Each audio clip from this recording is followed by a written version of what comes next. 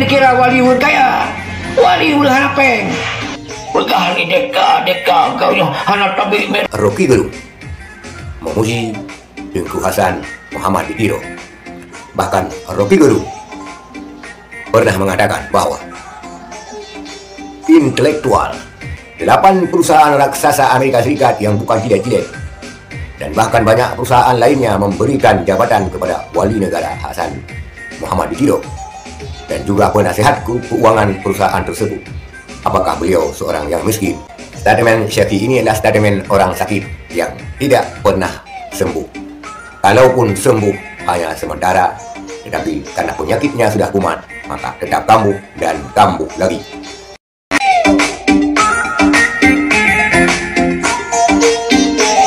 Nawayan, dikira wali kaya, wali ulah napeng. Berkali deka kau yang hana tabi merah putih, kita yang hana cok jabatan BRI harum.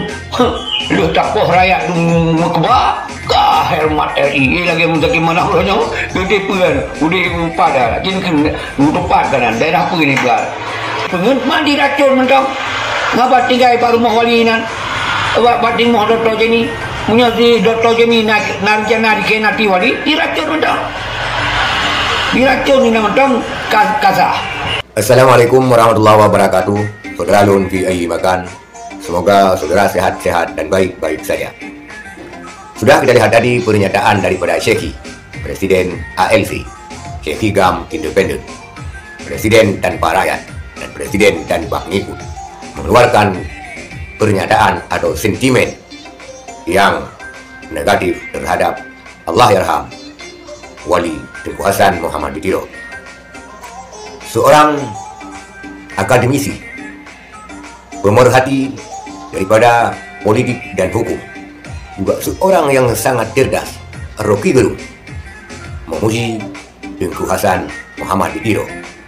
Bahkan Rocky Gerung pernah mengatakan bahwa intelektualitas IQ daripada Tengku Hasan Muhammad Ditiro tidak tertandingi. Juga dia pernah mengatakan bahwa kebangkitan Indonesia akan kita bangun kembali melalui ide-ide yang brilian yang berasal dari orang-orang Aceh tempo dulu. Tidak lain dan tidak bukan adalah Allahyarham Tengku Hasan Muhammad Ditiro. Sedikit kita urai di sini. Tengku Hasan Muhammad Ditiro dulunya adalah diplomat RI di PBB, dan beliau dipecat dari diplomat RI di PBB karena terjadi gejolak di Aceh, terjadi pembantaian warga sipil di kampung Lepung Gelombang, sehingga beliau keluar dari konsulat RI di PBB dan mendeklarasikan dirinya sebagai duta besar DITII Aceh.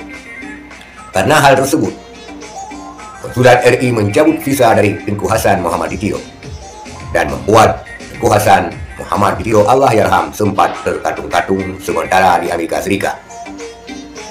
Karena beliau seorang yang cerdas, seorang yang brilian, seorang ilmuwan. 2 orang senator Amerika Serikat mengurus visa izin tinggal di Amerika sehingga beliau menetap di Amerika Serikat.